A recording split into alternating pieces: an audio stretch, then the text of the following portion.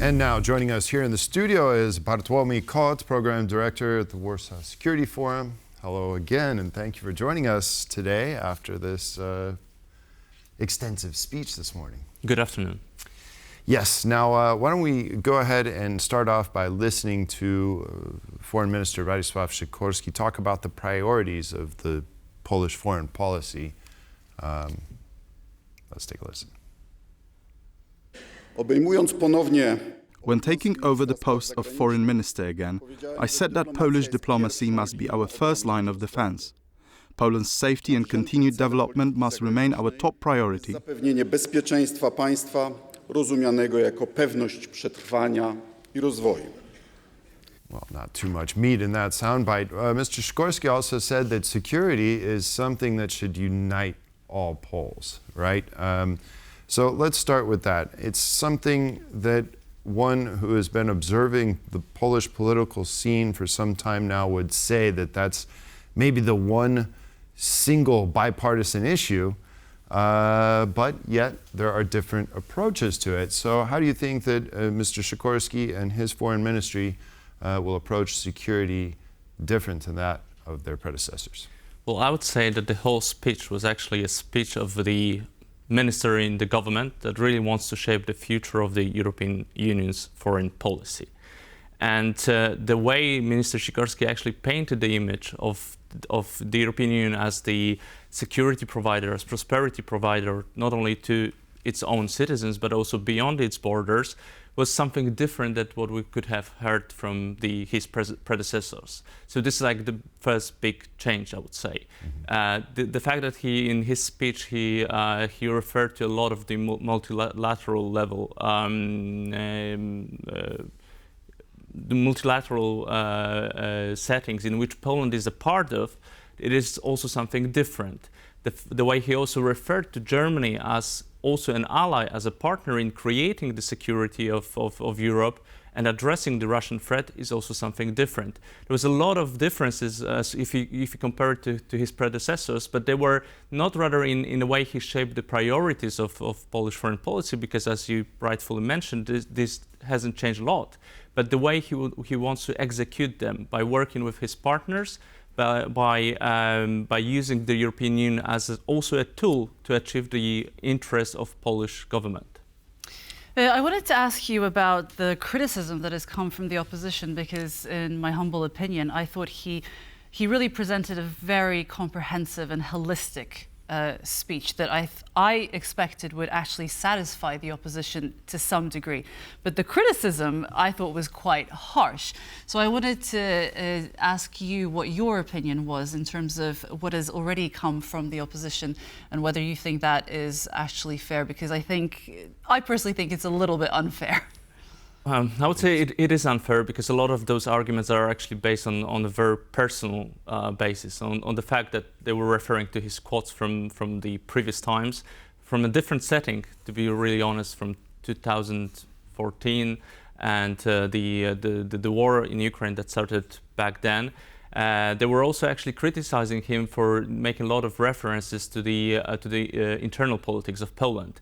I mean, in that very sense, it was also a speech not only of the foreign minister, but also a person who wants to address certain issues that were present in the Polish internal politics. You may criticize that, you may refer to that. The truth is, however, that he had to do it in order to actually to reshape the narrative about the foreign policy of Poland, and also in a way as a tool to address his partners beyond Polish borders, because the fact is that this speech is not only addressed to Polish citizens, it was also addressed to the ambassadors that were present there, it was also addressed to a lot of the heads of states that are listening to that, but also to the Kremlin.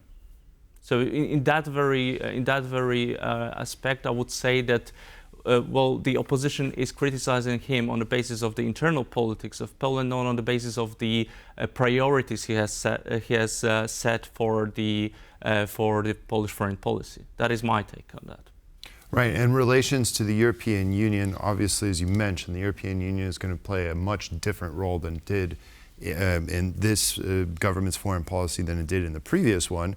But that being said, there is the potential of the discussions. I thought that was a really interesting part of the speech when he talked about populism, illiberal democracy, about having a debate among society without labeling someone anti-Polish or not Polish, I guess is the way to describe that, translate that in my mind. Do you think that the opposition now, the opposition, the current opposition, will heed that suggestion, that advice, to have a substantive debate about those potential policy reforms as far as the two treaties go, and as far as the role of the European Union? Absolutely not.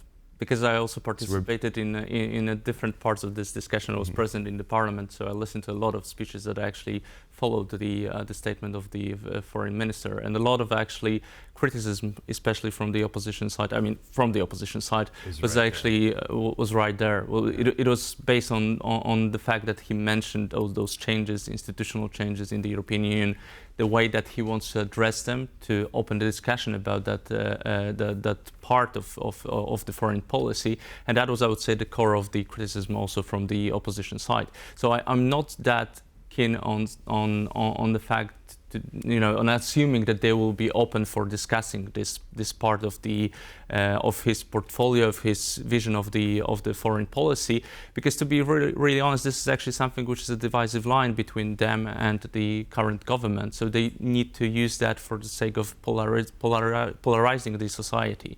Well, to be honest, the way the minister also addressed that issue by mentioning that he wants to be a part of those discussions, that Poland also has a vital interest in non-changing some things that are related to the institutions of the European Union, it was also a very mature speech in that regard. Because he really was referring to the arguments that he was not only a politician but also an expert, knowing that there is that the division between Poland and Germany, for example, on this issue, between Poland and France on this issue, might be actually something preventing what is a key part of our foreign interest when it comes to the enlargement of the European Union to the eastern part of Europe. So he is aware of certain aspects of this foreign policy. He's aware of how hard it will be also to convince the partners from the Western Europe, not only those that are a part of the Polish politics. Mm-hmm. I wanted to ask you about what your thoughts were on Minister Sikorski's take on dealing with this contentious issue of unregulated migration.